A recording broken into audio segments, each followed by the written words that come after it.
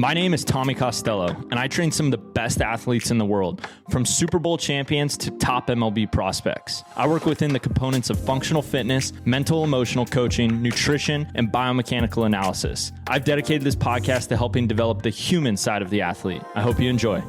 Look, you haven't been coaching for a long time. You just finished playing. Right. And you've already tallied up crazy coaching statistics. They far outweigh your playing statistics, and your playing was great. But I think it's because of your ability to care about the individual, care about the human, and know that, look, regardless that he's my son or he's not, I'm dad, I'm coach, whatever the dynamics are, what does this human need right now? Oh, he needs to come eat some pizza and play Xbox. Right. It didn't start that way. When I first started coaching, it was more of that expectation, more like talk to you right afterwards. So you learned it. I had to. I started in travel ball, 11U, 12U, 13, 14, and then started at the high school level. And I looked at it like a player.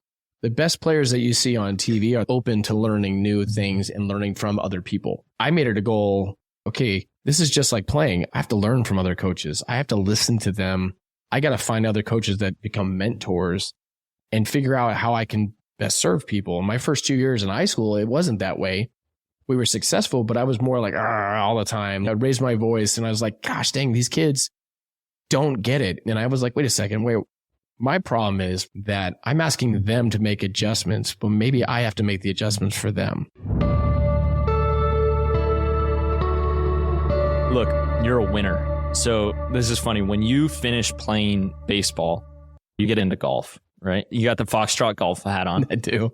You're hitting the ball all over the golf course when you first start golf. Right. Different swing. You never had a focus on golf. Your focus was being a great baseball player. Right.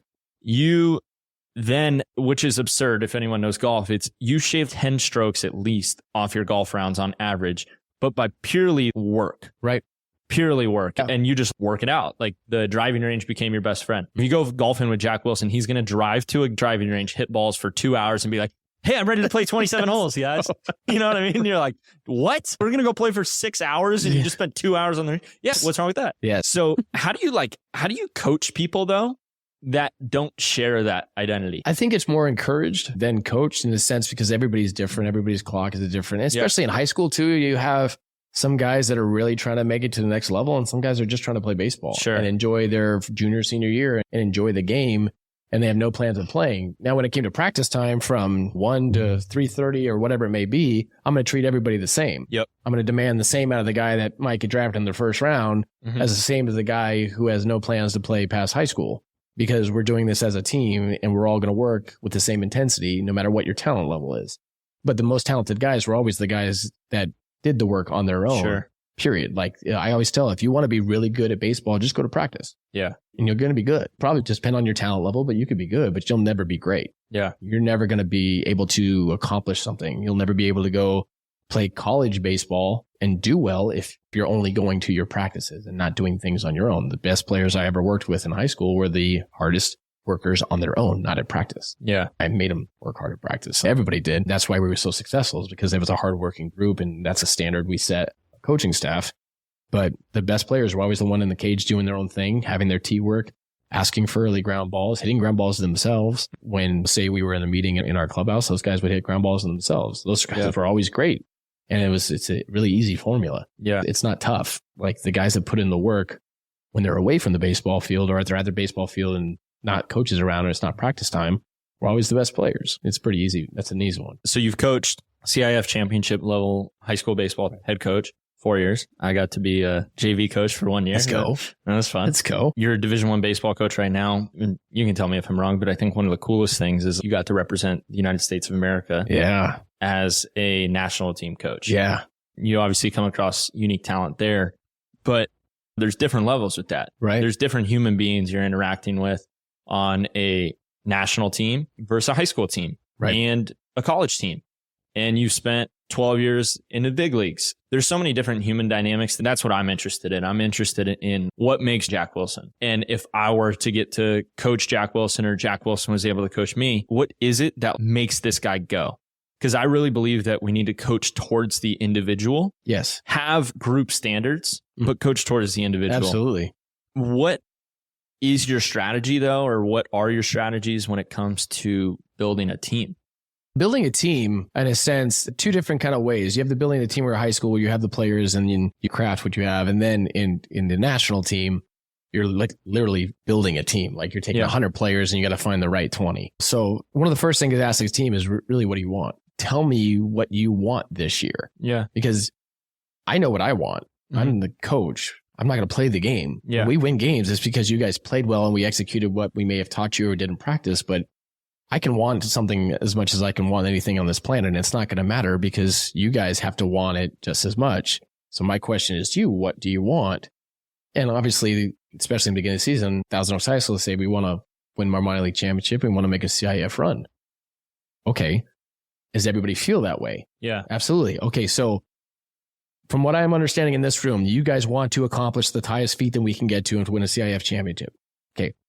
So understand what that means. If everybody's on board, then you need to allow me to do what I need to do every day to keep you to that standard, period. And is everybody's on board with that? Because I believe I know in my heart that what type of work it needs to happen to get to that point. But you guys have to be on board. You guys have to be on board every day. So the biggest challenge with that team was we were so successful. I mean, we were 29-1 that year. Yeah. We went 27 games in a row, 27-0, and then showing up every day. And we talked about checking boxes. We had a certain amount of boxes we had to check. We talked about those small obtainable goals. Yep. Game 1, the game 1 win and the game 13 win are equally as important as the 21 and then the 29th, which was CIF championship. Meeting after a game and saying, fantastic job. That was one thing I changed in high school. I never said anything negative after a baseball game. After my first 2 years, I changed that up and said everything that's going to happen, even if we win or lose, is positive. But a good thing you're 29-1. There's a lot of positives. Yeah, it was pretty easy to execute that. But it was like, all right, hey, great job on the mound by Miles Weiss. Hey, Max Rock played great up the middle. Big hits from Jeffrey DeLuca, whatever it may be. Enjoy it. Good toppers. Have pizza. Enjoy it because tomorrow this is over. Yep. We come back tomorrow. We have another game. We have box 13 tomorrow. We have box 15 2 days from now. And getting them laser focus, because if I'm a 17-year-old kid and I'm on the number 1 ranked team in the state and I'm nationally ranked, it's going to be very easy for me to be like, what is it? So sometimes I remind him, remember what our goal is. Yeah. We are 21-0. Have you reached your Marmonte League championship or your CIF championship? Is the answer no? Then what has changed? Yeah. Absolutely nothing. Let's get the bum plays down. Get your picks down right now. Yeah. Don't go through the motions because we have not accomplished our goal that you set. Yeah. So that as far as building a team was getting them to understand that we need to be laser focused to accomplish greatness. There's no days off as far as understanding what you are trying to obtain.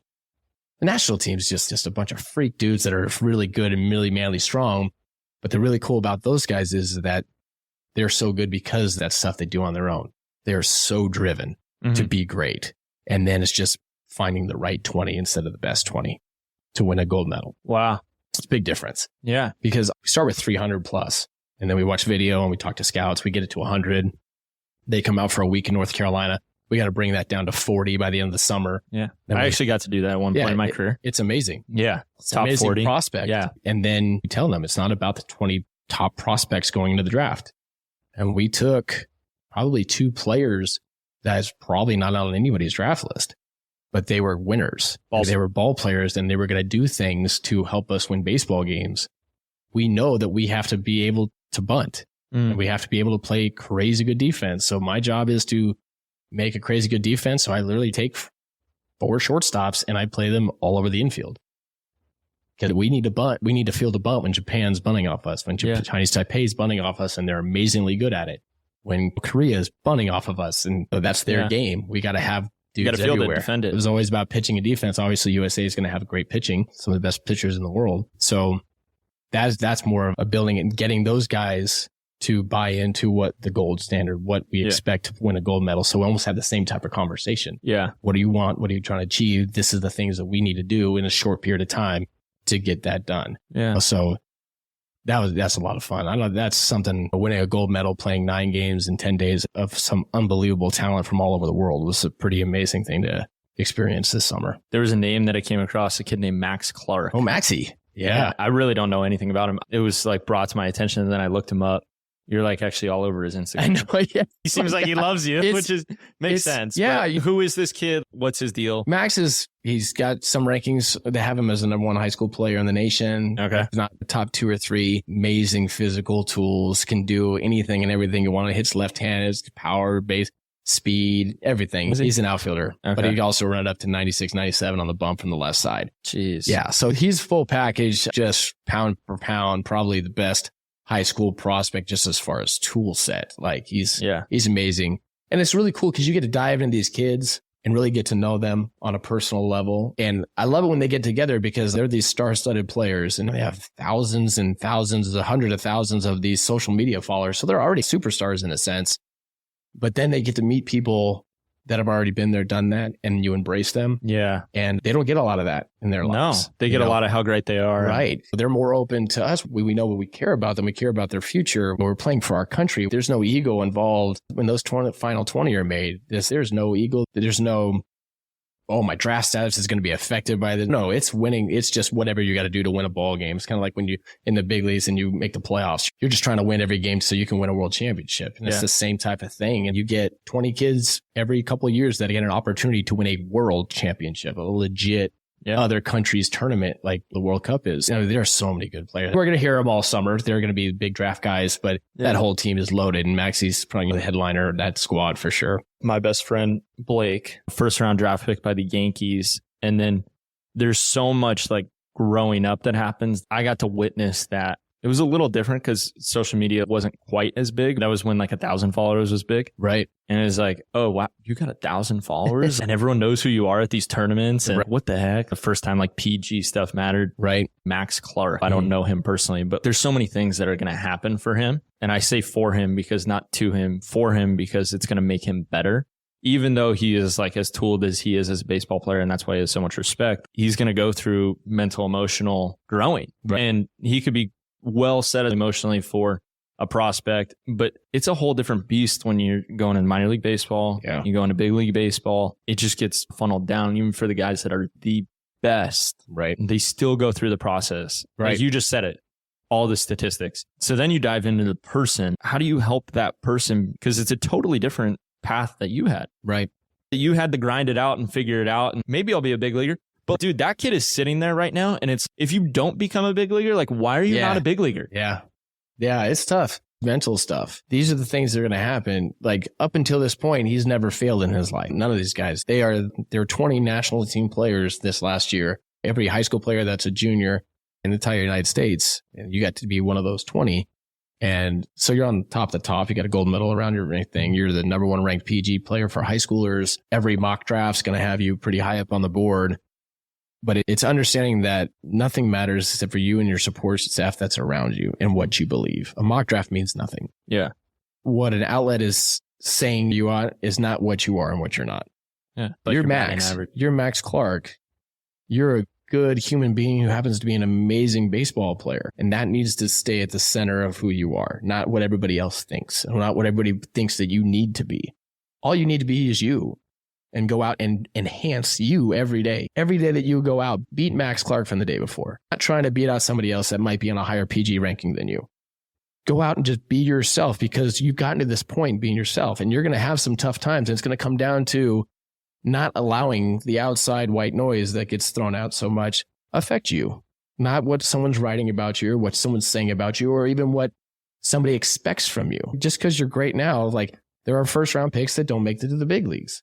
And they fall into that, oh my gosh, am I a bust or I'm this expectation? No, the expectation is for you just to be you. That's what they're drafting. They're drafting you as a person because you're going all through these meetings right now because people want to know who you are. If they're going to draft you and give you a bunch of money. Trying to pick you apart. Yeah. They're trying to find out who you are and if they're worth investing on your talent plus your character and what type of person you are. I said, the team that's going to draft you is drafting you for you, your abilities, but also who you are as a person. And I said, that has to stay at the center. How do you help them prepare for that? Letting them understand you have my number and you can call me at any time because I've been where you're at. When you start to struggle, I was at the low in that first month in the big leagues, even that first whole year hitting 220. And I've had balls go between my legs on national television. I've made game losing errors. I know what that feels like in my stomach. That feeling that you have in your stomach right now, this tough time, I've been there. And I can tell you over time, this is how you get through it. How to get through it. These are the focal points. And it's just 100% positivity. You have to find the positiveness, or else you'll sink into your self-loathing and you'll never get out of it. Yeah, it's so hard. So with those type of players, it's always going to come down to the mental side of the game and making sure that you are a strong-minded player. Yeah. You can be as physical as you want. If you're weak in the mind, it's never going to work out for you. You have to be strong-minded. Because your batting average is this, you're a different person. That's not how it works. My dad, and I realized once I started coaching people, but he told me, he goes, the person that you serve best is the person that you once were. Oh, yeah. And I was like, wow, yeah, that makes sense. Right. And so when you say I can call whoever, there's plenty of guys that you've coached, and it's very easy for you to identify that, dude, I've been right there. It's hard for you to pinpoint an answer because there's so many dynamics of baseball, and because it just interplays with life so much that, dude, I've been here. I was sent down right as I was going to buy my wife a car. There's so many human emotions that interplay with how you perform. What is playing into the performance? No, it's not just I hammer a fastball. It's like, how does Jack Wilson feel as a human? Right. First, the guy like Max, you're a great human. You know what I mean? You're going to be good. Like, your skill is off the charts. Let's continue to develop your human aspects. Right. Yes. Because you throw 97 off the bump. That's what the best big leaguers do. Right. Yes. So like, your physical is there. Max Clark, all the USA kids. Yeah. There's Max Muncy, who was a #1 pick for the A's. Right. Rock Reggio, standout college player as a freshman, was a big time prospect, USA player as well. But I want to go into the obvious one is Jacob. So Jacob is Jack's son. Jacob was semifinalist for the Golden Spikes Award. For those who don't understand, that is like the Heisman Trophy, but not just for college players. It's for all amateur players in the world.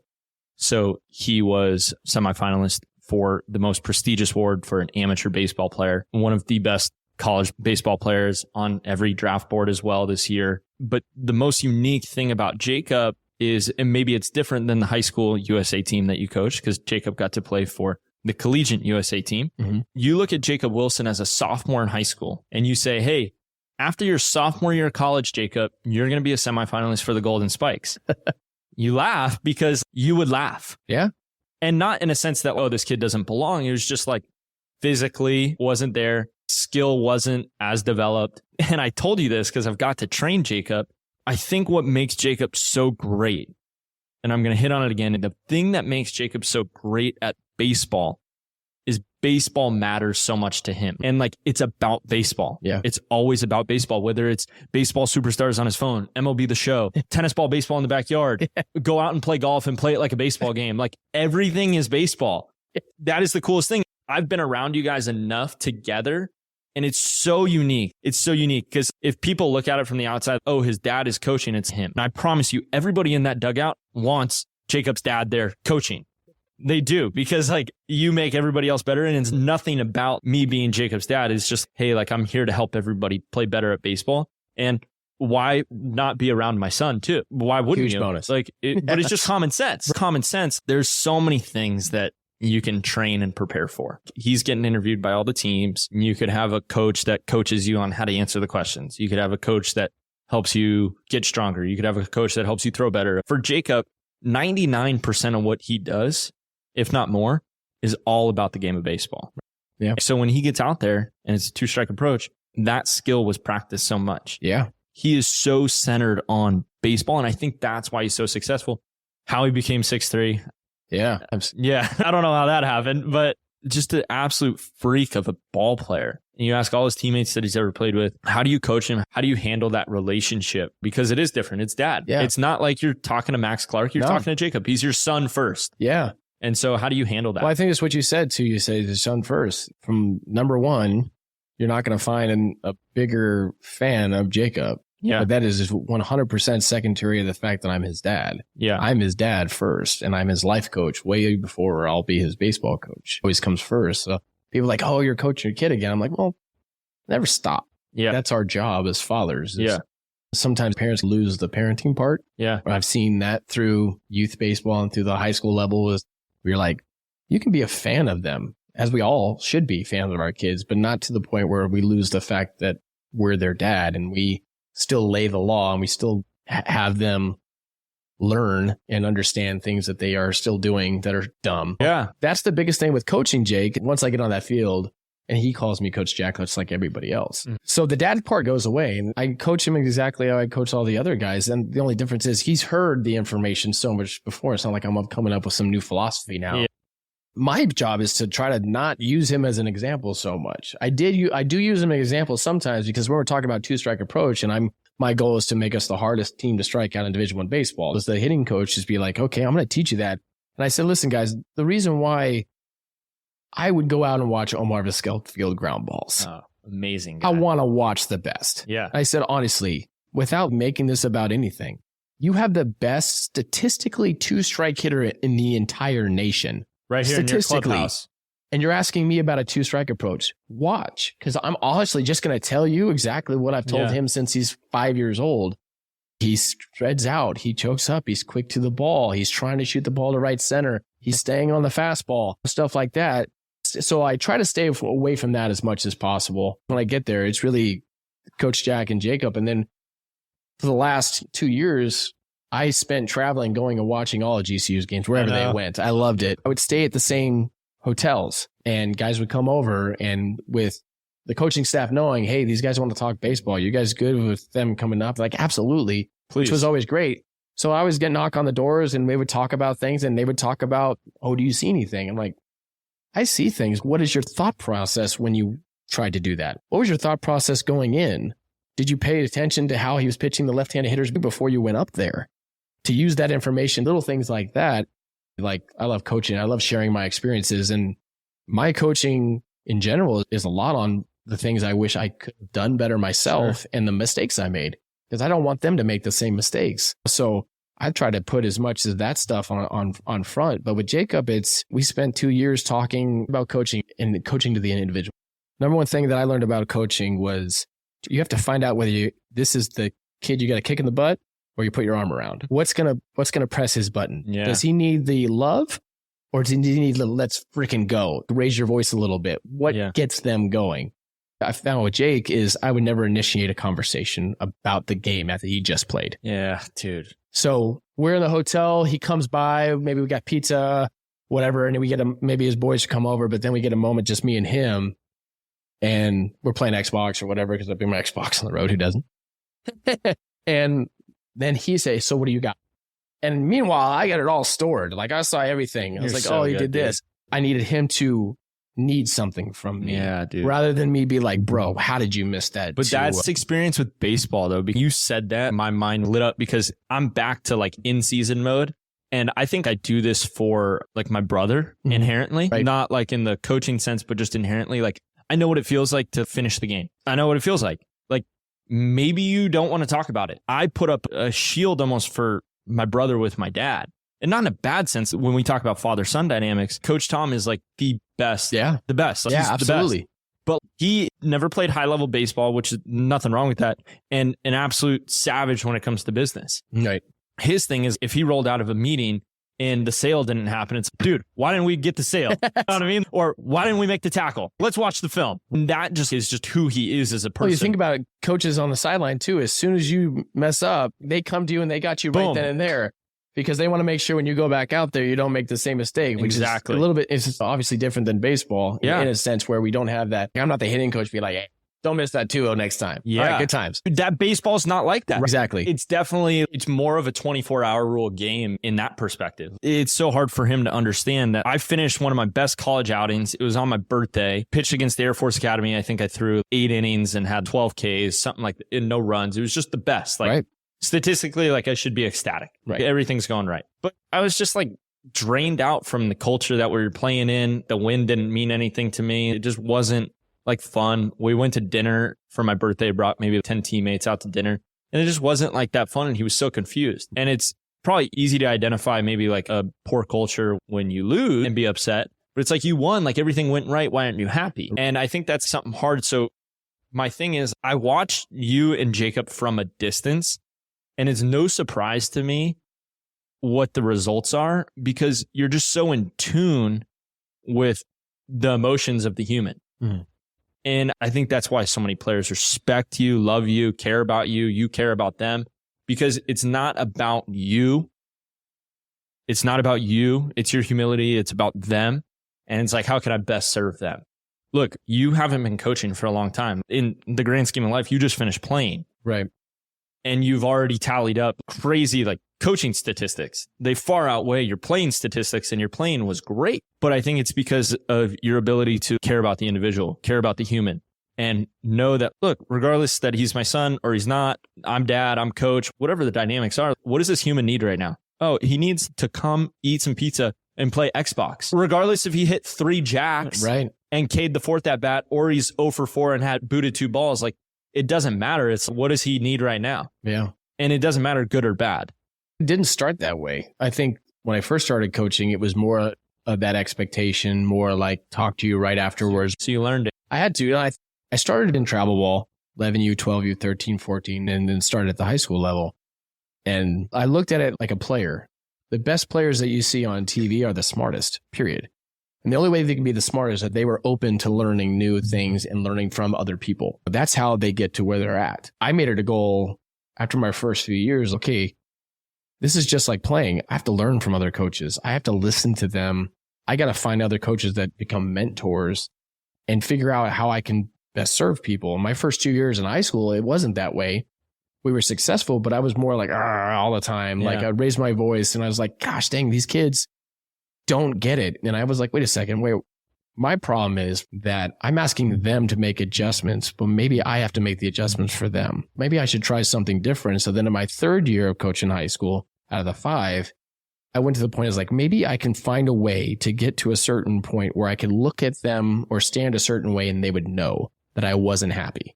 Instead of raising my voice, instead of yelling at somebody, I could just look at them and be like, yeah, really? Yeah. And they would get it. Yeah.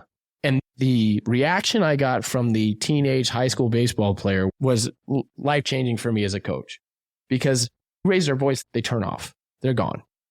And that was the same way with starting to deal with Jacob, is the fact that I'm going to allow him to come to me and see how this works. Yeah. And then the relationship changed. Not only the playing, but the father-son relationship now has changed completely, because it's not always about this. It's going after him and really finding that ground. You care about them. You love on them. You understand that they know that they had a tough game. Yeah. They know that they are born up to their normal par. They don't need to hear that from me. Yeah. And that was the whole thing about not saying anything negative. The next day at practice, be like, all right, we got to work on this and this because we did this. Yeah.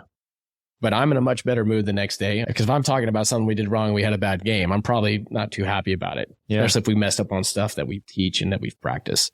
So that whole 24-hour rule and understanding, letting time go by and stuff like that. But no, it was gradual. You got to learn to be that way so that you can, like you said, you can love on them. You can affect them in other ways. On the next episode of the Costello Coaching Podcast with Tommy Costello. Jacob ends up getting a scholarship to GCU. Yeah. When I did my first meeting, I said, if you don't believe in divine intervention, listen to this. Wow. I am here coaching at Grand Canyon University because I changed the music I listened to in 2004. That is the only reason I'm standing in front of you today. That's probably the only reason that Jacob is here. Wow. Is because I changed my music. That a ripple effect of getting baptized and making a life change in simply the music that I listened to led us to the path that we are at today. Wow. I said, I am supposed to be here. Jacob was always supposed to be here. I just needed to make a single change that he needed me to make and wanted me to make to get to this point. So Jacob gets this offer. He's just about to start his sophomore year in high school. Yeah. And he's overwhelmed. He wants the big school just like everybody else. And I'm going like, bro, this is a good spot. You got to trust me on this. This is going to be a good spot. No one heard of Grand Canyon University 10 years ago. Yep.